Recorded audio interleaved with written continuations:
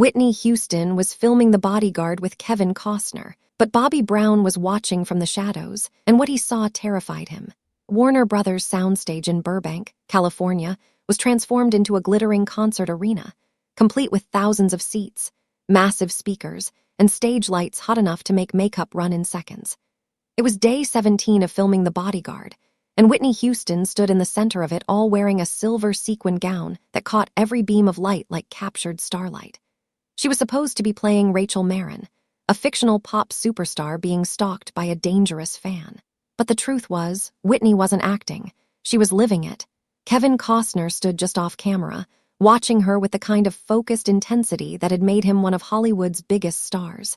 He was there to play Frank Farmer, the stoic bodyguard hired to protect Rachel from a threat she didn't want to take seriously. But somewhere between the script readings and the actual filming, something had shifted. Kevin wasn't just acting the role of Whitney's protector. He had actually become it. And Bobby Brown, sitting in the darkness at the back of the soundstage during one of his occasional set visits, saw everything.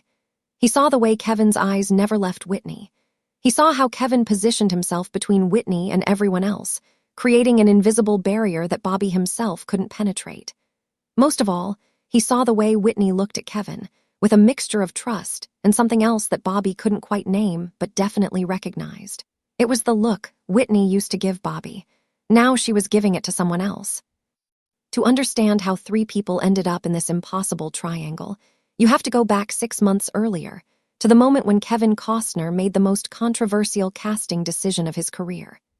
It was late 1991, and The Bodyguard had been in development hell for nearly 15 years.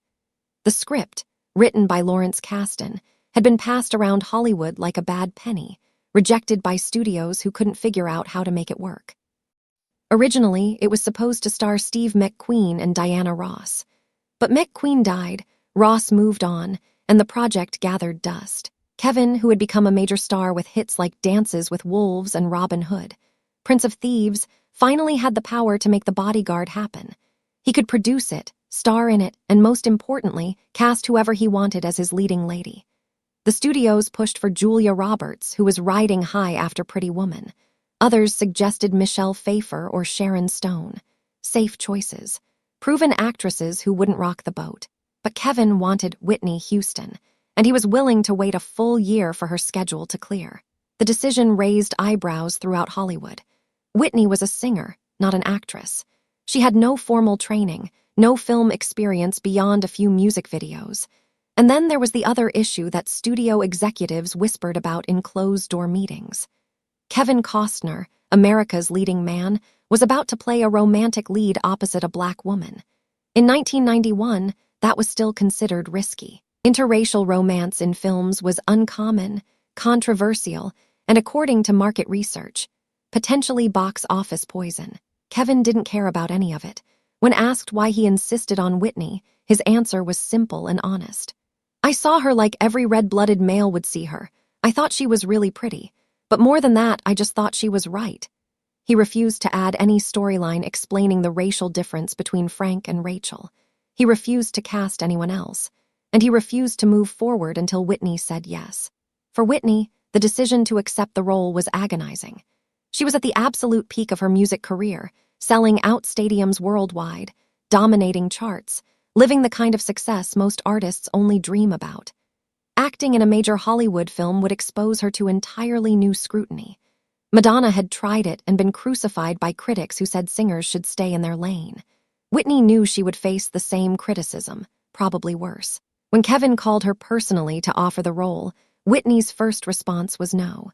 She told him she wasn't ready, that she wanted to start with smaller parts, that she didn't think she could handle the pressure of being a leading lady opposite one of Hollywood's biggest stars.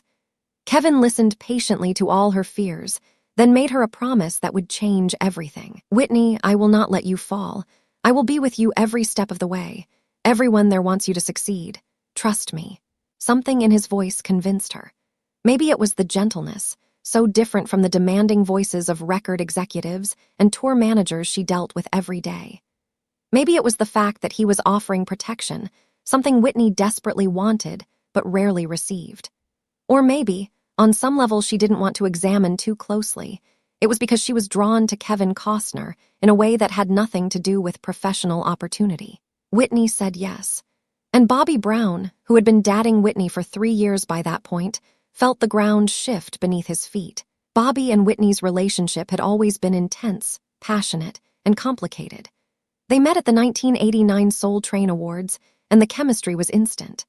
Bobby was the bad boy of R&B, all swagger and street credibility, a stark contrast to Whitney's carefully cultivated good girl image. They brought out different sides of each other. Bobby made Whitney feel free, spontaneous, alive in ways she hadn't felt since before fame swallowed her whole. Whitney gave Bobby a kind of class and legitimacy he craved, validation that he was more than just a talented kid from Roxbury. But their relationship also brought out their worst qualities. Bobby's jealousy was legendary, flaring up whenever other men paid attention to Whitney.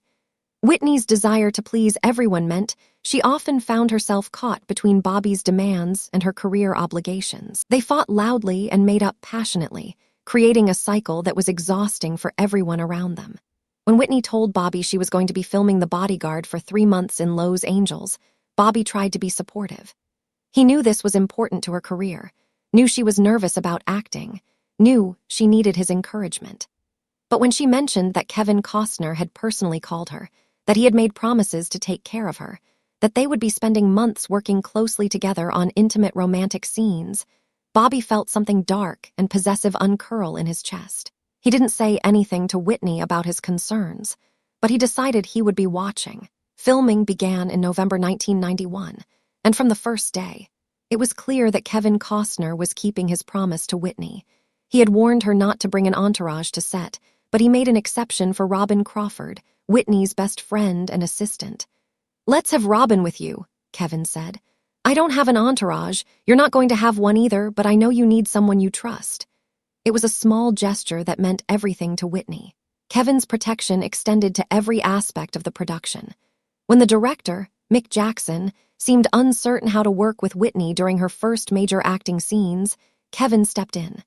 Not to undermine the director, but to guide Whitney through moments when her confidence faltered. He would pull her aside between takes, remind her to trust her instincts, tell her she was doing better than she realized. There was one particular scene that nearly broke Whitney's confidence entirely.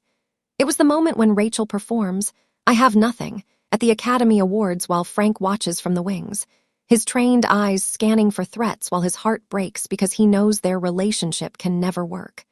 Whitney had to convey vulnerability, strength, fear, and love all at once, and she was convinced she couldn't do it. The cameras were set up, the crew was ready, and Whitney was on the verge of tears. Not the kind of tears the scene called for, but real tears of panic and self-doubt.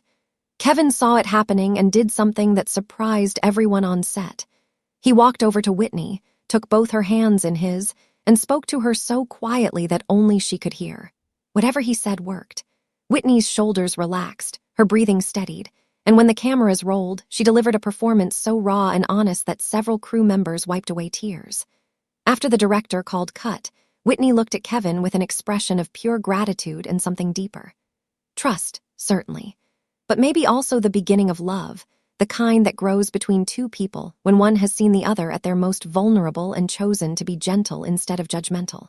Bobby Brown saw that look when he visited the set later that week, and it haunted him. Bobby tried to tell himself he was being paranoid. Whitney had always been professional, always maintained boundaries with the men she worked with. She wouldn't cross any lines, especially not with Kevin Costner, who was married with 3 kids. But the rational part of Bobby's brain wasn't in control anymore. The jealous part was, and it saw threats everywhere. He noticed how Kevin would casually touch Whitney's elbow when guiding her between setups. How they would laugh together at inside jokes from scenes Bobby hadn't witnessed. How the entire crew seemed to defer to Kevin when it came to anything involving Whitney, as if he had become her official guardian. Most disturbing of all was the way Whitney talked about Kevin when she came home from filming each night. "Kevin said I should trust my instincts more. Kevin thinks I'm being too hard on myself. Kevin promised this movie is going to be great." It was always Kevin this, Kevin that, Kevin's opinion, Kevin's promise, Kevin's protection. Bobby wanted to scream, "What about me? What about what I think? What about my promises?" But he didn't scream. Instead, he started showing up on set more often, making his presence known, marking his territory. He would kiss Whitney in front of Kevin and the crew, making sure everyone knew she was his. He would talk loudly about their upcoming wedding plans, scheduled for July 1992, right after filming wrapped. He would casually mention things he and Whitney did together, intimate details that made Whitney blush and Kevin look away uncomfortably. Kevin, to his credit, never engaged with Bobby's territorial behavior. He remained professional, polite, focused on the work. But Bobby saw something in Kevin's eyes during those set visits. It was the look of a man who was carefully controlling what he felt, who had decided that some truths were better left unspoken.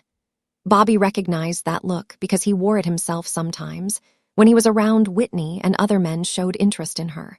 They were both in love with the same woman. Only one of them was going to marry her. The moment that defined everything came during the filming of the most iconic scene in The Bodyguard. It was Rachel and Frank's first kiss, set in a secluded cabin where they had fled to escape her stalker.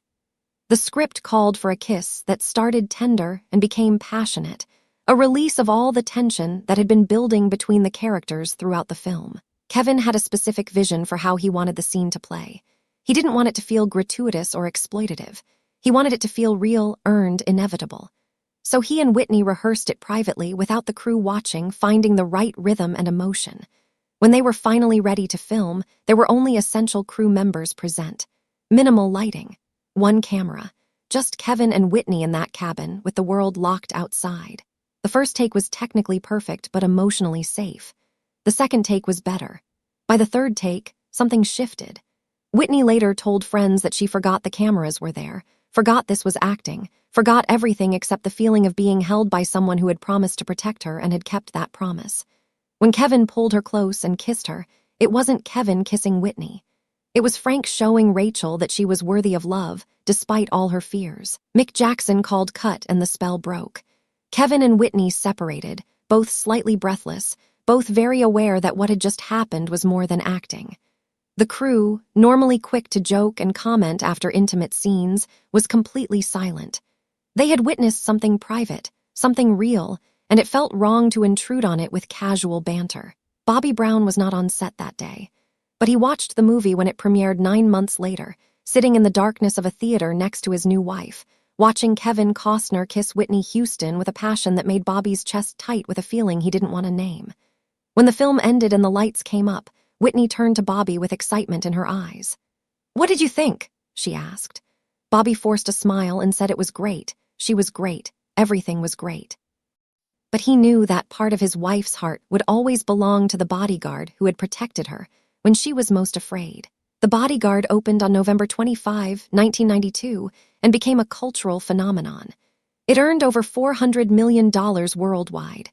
The soundtrack, featuring Whitney's cover of Dolly Parton's I Will Always Love You, became the best-selling soundtrack of all time. Whitney's performance, especially her singing, earned her Grammy nominations and established her as a legitimate actress capable of carrying a blockbuster film. Through all the success, Kevin and Whitney maintained their connection. They would talk on the phone occasionally, catching up on each other's lives. Kevin would send letters of encouragement when he heard through mutual friends that Whitney was struggling with the pressures of fame. He watched from a distance as her marriage to Bobby became increasingly troubled, as rumors of drug use and domestic disputes began to surface. He wanted to reach out, wanted to offer the same protection he had given her on set, but he knew it wasn't his place. She had made her choice. She had married Bobby. Still, Kevin couldn't completely let go.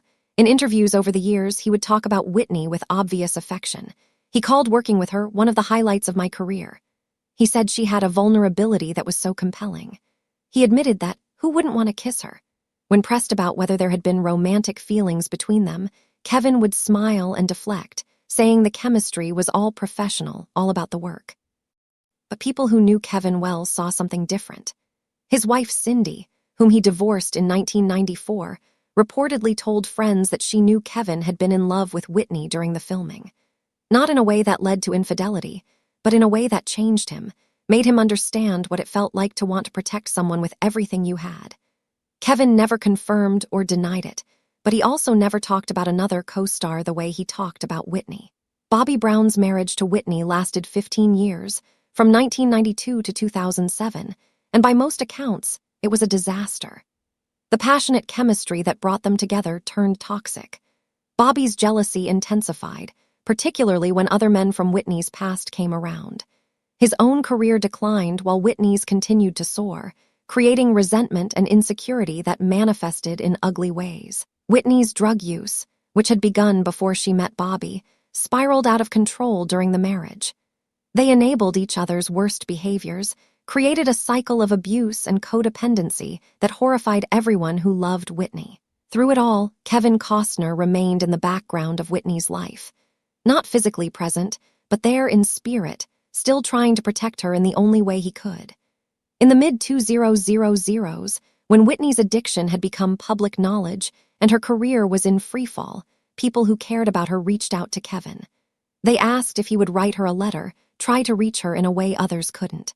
Kevin did write those letters, heartfelt messages reminding Whitney of who she was, of the woman he had known on the set of The Bodyguard, of the strength she possessed. He later admitted to CNN's Anderson Cooper that he didn't know if Whitney ever read those letters. They might have been intercepted by handlers, thrown away by Bobby, or simply lost in the chaos of Whitney's deteriorating life. But Kevin wrote them anyway, because he had made a promise in 1992 to protect Whitney Houston, and even though she wasn't his to protect anymore, even though she had chosen a different path with a different man, he couldn't completely abandon that promise. Kevin Costner was still her bodyguard, even if only in his heart. When Whitney and Bobby finally divorced in 2007, there was a brief moment when Kevin hoped she might reach out to him. Not for romance, necessarily, but for support, for a reminder of who she had been before everything went wrong. But Whitney was too deep in her own struggles by then. The drugs had their grip on her, and she was fighting a battle that no bodyguard, real or imaginary, could win for her. Kevin watched from a distance as Whitney attempted comebacks that faltered. He saw the painful interviews where she tried to explain her marriage, her addiction, her choices. He wanted to help but didn't know how, didn't know if his help would even be welcome. So he did what he had always done. He waited, hoping that someday Whitney would remember the promise he made, would know that if she ever needed him, he would be there. That call never came. On February 11, 2012, Whitney Houston was found dead in a bathtub at the Beverly Hilton Hotel in Los Angeles. She was 48 years old. The coroner ruled it an accidental drowning, with heart disease and cocaine use as contributing factors. The world went into mourning, and among the millions who grieved, none felt it more acutely than the two men who had loved her in such different ways. Bobby Brown was devastated. Whatever problems they had during their marriage, whatever pain they had caused each other, he had genuinely loved Whitney. She was the mother of his daughter, his partner for 15 years, the woman who had seen him at his best and worst and stayed anyway, at least for a while. When Whitney died, Bobby lost not just an ex-wife but a piece of his own identity. He would spend years trying to make sense of it, trying to figure out if things could have been different, if he could have saved her. Kevin Costner's grief was quieter but no less profound. When he heard the news, he released a statement that revealed more than he probably intended. "She was my one true love," he said, words that surprised people who thought their relationship had been purely professional. He admitted that he still had "I will always love you" as his ringtone, that he considered it a badge of honor every time I get mocked for it. And he said something that haunted everyone who heard it. "I saved her then. I should have saved her now." It was the confession of a bodyguard who had failed at the only job that ever really mattered to him. A week later, Kevin was asked to deliver a eulogy at Whitney's funeral at the New Hope Baptist Church in Newark, New Jersey. He initially didn't want to do it, feeling that he wasn't the right person, that he hadn't been part of Whitney's life in recent years, that he had no right to speak when her family and close friends were there. But Whitney's cousin, Dionne Warwick, personally asked him to speak, and Kevin couldn't say no. Bobby Brown was also at the funeral, arriving with his current wife and their young son. He came with 9 guests, more than his invitation allowed, causing a seating dispute that left him agitated and uncomfortable. Bobby sat in the church for 20 minutes, listening to the gospel music and the first few speakers, but he couldn't stay. Whether it was the seating issue, the overwhelming grief, or the knowledge that Kevin Costner would be speaking about Whitney in ways that Bobby couldn't, he left before Kevin took the stage. So Bobby Brown never heard Kevin Costner's eulogy.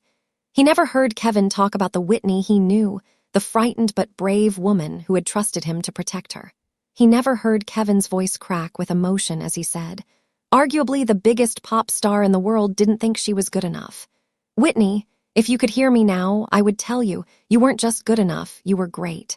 Kevin spoke for 17 minutes, ignoring the CNN producers who wanted him to cut it short for commercial breaks. "They can play the commercial while I'm talking," he said. "I don't care. I've come here when I didn't want to. I'm not doing 2 minutes." He talked about the promise he made to Whitney, about how he had become her imaginary bodyguard during filming, about the Baptist church upbringing they shared that created a private bond between them. He talked about her beauty, her talent, her insecurity, her greatness. The congregation wept. The cameras captured every moment for the millions watching around the world. And Kevin Costner, the bodyguard who stayed, gave Whitney Houston the protection in death that he couldn't give her in life.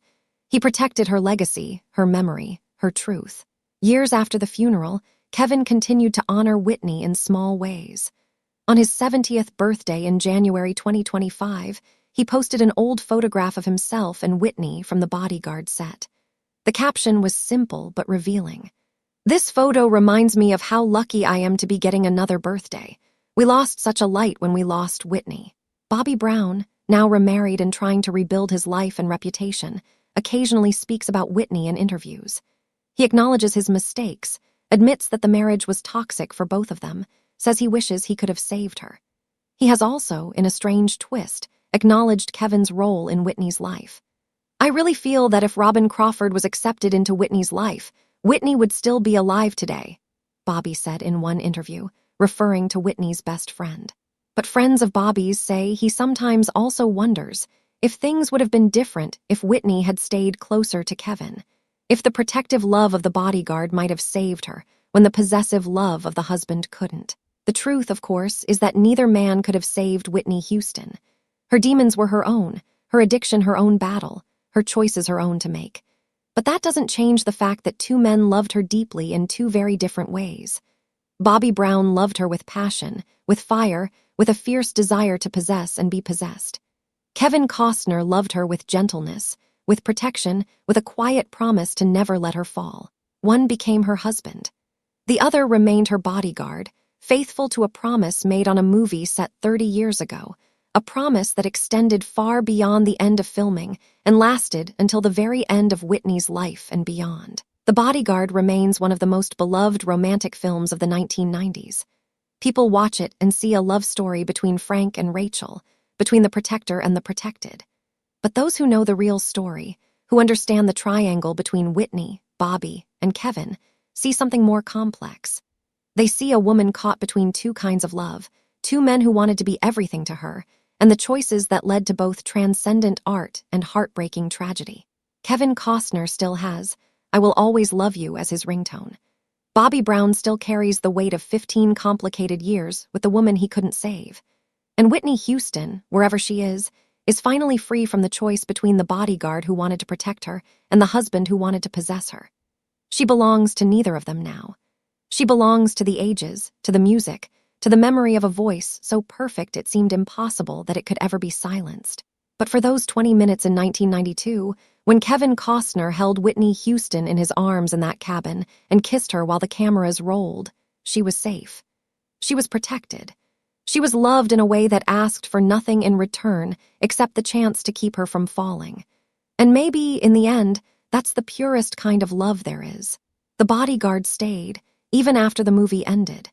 He stayed until the very end, faithful to a promise that was always about more than just acting.